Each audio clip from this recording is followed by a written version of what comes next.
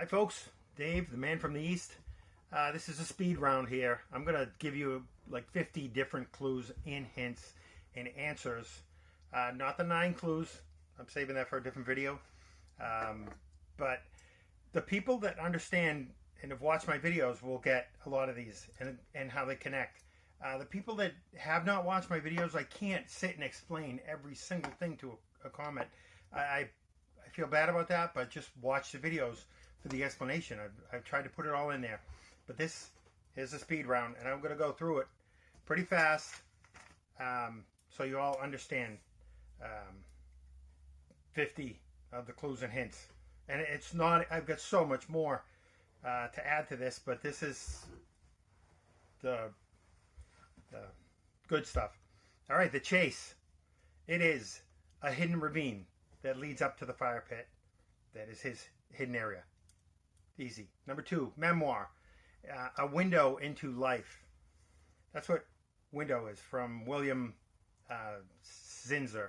A window into life. That is a huge clue right at the beginning of the book on the front. That gives you look for windows in the book. There's your clues for figuring this out.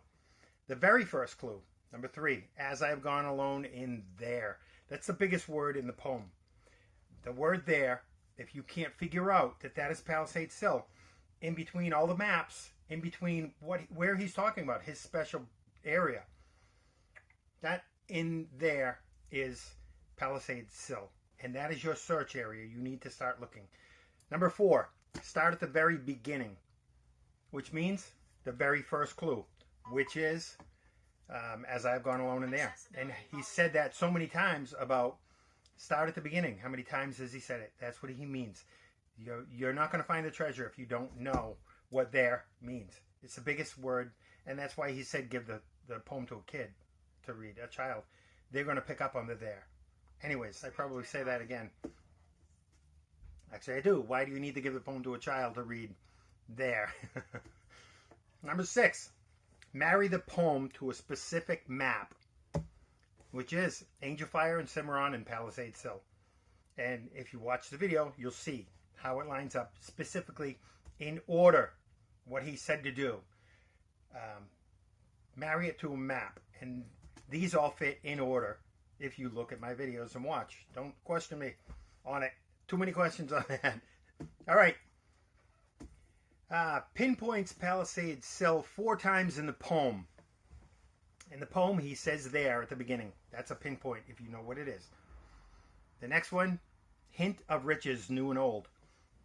The whole new canyon in the front, the whole old at this end. And I can keep my secret where, and hint of riches, new and old. He's keeping his secret where it transforms from new to old. Simple. That's what always brought me back to Palisades, and searched multiple times until I finally found the blaze. Also, 4 pinpoints. He says there again. From there. It's no place for the meek. He's pinpointing Palisades. And in the wood. When he says brave and in the wood. That in the wood, Palisade, definition, wooden structure. A wooden fence. Simple. End of forest rainbow. The fire pit that is hidden up on top of the ridge. That is the end of his rainbow where he would cook his trout. Simple. I don't need to go into that. 200-foot clue. There was a sign, probably about this big, up at the beginning where Clear Creek is. That's part of it, and it was also in the book. My prehistoric friends, he talked about 200 feet. With my treasures bold, he would take his trout up to the fire pit, but he says treasures. This I'm adding in. He also took his treasure into Palisades. So he says treasures, but those fish, those rainbow, everything, that was one of his huge treasures. I can keep my secret where. He's telling you exactly where when he says that in the poem. And hint of riches new and old. The new and old rock that separates a Palisade Sill. That's one of the pinpoints. You have to know geology. He says that. Intrusive igneous rock and Palisade Sill is always changing with the intrusive igneous rock. And that's what he said. The area will always be changing. So know your geology and know where that intrusive igneous rock starts, right after Palisades Sill. Forrest said the area is, I got cut off there. The two most important words in the book, intrusion and intrude. They both mean, if you look them up, intrusive igneous rock. Very simple. Those are the most important words that pinpoint Palisades Sill for you. Beginning where warm waters halt is the very first clue, Forrest said, but the first clue to the map. He's tricking you there. It's the first clue to the map, not to solve where the treasure chest is. And keep that in mind. Okay, beginning where warm waters halt is Agua Fria Peak. Where warm waters halt, that is where cold waters peak. Taking in the canyon down, the direction you go from Agua Fria Peak. That's simple.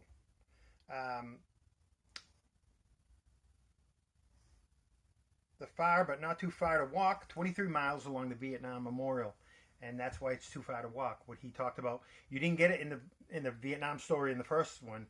So he put in the second one how far he had to walk out in the Viet Cong. But he also has the Black Memorial, the Vietnam Black Memorial he talks about in the second book. It all fits. That's too far to walk. The Vietnam area, as you're walking by, the 23 miles over to Eagle's Nest. Okay. Put in below the home of Brown. The treasure was put in down below Eagle's Nest into Cimarron Canyon. Eagle's Nest is home of Brown. That's simple. And from home of Brown, 8.25 miles comes in here. Because from Eagle's Nest down to Palisades Sill is 8.3 miles. Pull it up on Google, folks. 8.3 miles, more than 8.25. That is the pinpoint to Palisades Sill. From home of Brown, Eagle's Nest. I can't get any more direct. From there, and there is Palisades Sill. Plain and simple. If you can't put there into the whole story, you're still not going to get it. From there, it's no place for the meek. Around the corner from there, Palisades Sill, is no place for the meek, which is, now that I realize it, took me a while. I finally picked up on it. I thought it was intrusive. No, all the rest of that stuff is intrusive. It's the mountain man, the old man face, 1,000 feet beyond Palisades Sill is the old man face. That is the mountain man story. That is the mountain man wisdom. That all pulls together as no place for the meek, mountain man territory. It fits beautifully, and I didn't have it, but thank you to my cuz. Mountain man story and mountain man wisdom, both in the books. The end is ever drawing nigh. Right at Palisades, there's a cliff on your left. Palisades Sill. It's actually a cliff. That is the end is drawing nigh, or it could be that the end of the map portion. You decide. That's what that is. There'll be no paddle up your creek. It means don't go down to Maverick Creek. That's what that means. It's plain and simple. There's just heavy loads and water high down there, which you have gravel pit lakes, which is the heavy loads, and the water high is those three lakes. One is higher than the other two. Water high. That's where the water high comes in, folks. The map portion is done. You're done. Your search area is Palisades Sill. Simple and easy, and it all fits in order. That's what he wanted you to do. Okay, and if you've been wise, that's searched Palisades Sill area. And if you search the heck out of it, like I did, you will eventually come up to his hidden area up on the ridge that has that fire pit that he used to camp out at when he was a kid. And that's the fire pit, folks. That's the blaze. Believe it or not, you hopefully will. The look quickly down is because you're up on a ridge. You're about 500 feet up there. The look quickly down is out in the front. It's not quickly like right there where the ravine is next to the fire pit. It's not down the canyon like I thought. It's down the steep hill that you're not going to climb down. It's too steep. but look quickly down. And that's the look quickly down, the steep hill at the front of the ridge. Your quest to cease. You are done searching. Your quest to cease is done. Or your quest to cease, you're done searching. You're at your, here it comes. All right. T.S. Eliot, cease from exploration. The reason you end up where you started and know the place for the first time. That cease in T.S. Eliot, and that cease when you're up at that ridge and you look down the parking lot, you're done exploring. And you know what else? This is how it brings it in. You end up where you started and know the place for the first time.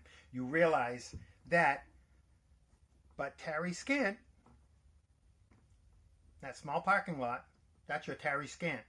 You walk across 1 block of a parking lot with marble gaze at Palisade Sill. Nice and easy. All fits. So why is it actually Palisade Sill? You take the chest and go in peace. I have that later, but it's right there across the parking lot. The Tarry Scanton Marble Gaze. Just take the chest and go in peace. It's 12 feet after the parking lot, right there. There was a circle of rocks. There was a cross, and there's so many things that I've given you about that cross. Why it's Forrest Fenn's final resting spot, a grave marker, and the grave markers, a ton of other clues that I pulled in for you if you watch the videos, folks. All right, so why is it that I must go? He's getting ready to explain why he did this. And leave my trove for all to seek. His trove is what he calls his treasure chest in this poem. Also, the treasures up there could fit in, yes. The answers I already know. It's because he lived it. I've done it tired, and now I'm weak. He did the 500-foot climb when he was young, but now he's too weak to go up there. That's why he put the treasure chest with all of these clues that lead back down to it, the T.S. Eliot, to find it at the cross. Okay? Now he's too old and weak. So hear me all and listen good. That's either an echo from up top where the fire pit is. You've got Palisade Sill there, but it also could mean, which I just kind of realized the other day, you already found the treasure chest. So he's saying, so hear me all and listen good. That could be a sermon for the cross, like he's stating, so hear me all and listen good, like a priest would say in front of that cross. Your effort will be worth the cold. This is where you're going to have to go in and dig in the grave where the cross is. It's a fake marker, folks. It is fake. You can get upset all you want. It's a fake marker for Kent and Esther. And I go through that in my videos. And if you can't get that one either, I can't help you. So your effort will be worth the cold, digging at a grave. And I also assumed it as going in at night when it's cold outside, which is if you are brave. So if you're brave enough to go in there at night, like it said in that story with the canopy of stars, that little story about him going in the graveyard at night, if it wasn't too cold, it took guts to go in there and sit on some dead guy's grave mound. That's the brave. That little story fits all of it. Perfect. Right at the end. And there's that one little cross with all the tombstones in that graveyard that he's sitting at. 1 block north, which is also in the story. It's directly north from the fire pit. It all fits, folks, perfectly. All I have to do is see it. Okay. And if you, and in the wood, if you're brave and in the wood, Palisade definition. It's Palisade Sill again. Wood, if you're brave and in the wood. You're brave enough to go in there at night at Palisade, I give you title to the gold. Who finds it, owns it. Apparently Jack owns it right now. I'm going to shut this and restart it so that I can finish this up. All right, number 45, windows. All right. I associate windows with the sill, Palisade Sill, because he says I pillowed down on the sill. If you look at the front of the book, it says memoir. like I said, memoir means window into life. So that all fits perfect. If first clue nailed down. First clue is the most important one, as I've gone on in there. But if you don't have the first clue nailed down, which he's talking about nailed down, I believe is the one nail that goes through the cross and it's bent down in the back. If you don't have the first clue nailed down, you might as well stay home and play canasta. And we know where canasta leads us, right, folks? It leads us to both the people that are dead, which I'll get into right here. You might as well stay home and play canasta. Kent and Esther. That's that. That's that. They're both, it's an androgynous name if you put male and female together. That's what he's saying there. And he also has meld the thoughts about the grave marker. That's what he was talking about. When he melds the thoughts together, and he hasn't thought about it since the grave marker entered his life again, this is it. You meld those two names together on the cross, and you end up with Canester, which is the androgynous name, which are the two people that are closest to the treasurer. So, all right. Two people can keep a secret if one of them is dead. Those two people are Kent and Esther. If one of them are dead, they are joined together. They're both dead. That's what that clue meant. I always wondered why it was so weird. Like, if one of them is dead, they're both going to keep a secret? It's because if one is dead, they're both dead. They're Canasta. It's the same person. Canasta. Okay. I think I'm going to end it there. I gave you the reason why I am the man from the East. Forrest mentioned for 2 months before Jack showed up. There's a reason, folks, because I've analyzed and dissected this poem, and I can pretty much answer everything. I may not be 100% correct, but I'm pretty damn close on everything that got me to the point where this treasure chest was buried, and I had my reasons not to dig it up. Now, you don't have to believe any of it, but look at the facts. Look at the clues that line up in order perfectly, and if Jack has even a 10% solve of what I have for information, and I still, like I said, I haven't done a lot of the correlations that I have in the book, the connections together. Maverick in the first, Maverick in the second, Ponderosa in the first, Ponderosa in the second. There's so many different things that I could still bring into this and give you, but it's all interpretation, and it's all knowing that the right person has really solved this.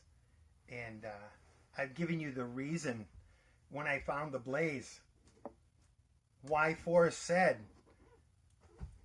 he had a gut feeling that the treasure was going to be found by the end of next summer. That was 2017, folks. 2018, I told him my bad experience on my trip, and there was a fire in Cimarron Canyon. So now, the middle of the summer in 2018, he tells everybody, my thoughts are wavering now on the treasure chest being found this year, because it was either myself or the fires in the canyon that the whole canyon was shut down for the rest of the summer. But there's no other reason, because 2018 is when Jack started supposedly looking for the treasure chest. That quote right there is key. If you can't understand that somebody had gotten, like, literally found the blaze now, that was me, folks. And I'm going to take a lot of crap. I know I am, for the way this all turned out. But to give Jack credit, or supposedly what I'm hearing is he's not even the one who found it. Somebody else did. Okay, I have to end this.